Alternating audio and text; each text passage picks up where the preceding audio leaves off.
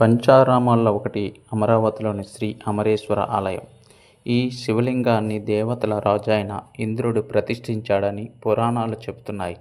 ఇక్కడ శివలింగం అత్యంత ఎత్తుగా 15 అడుగులు ఉన్నందువలన అర్చకులు ఒక పీట మీదెక్కి ప్రతినిత్యము అభిషేకాలు నిర్వహిస్తూ ఉంటారు.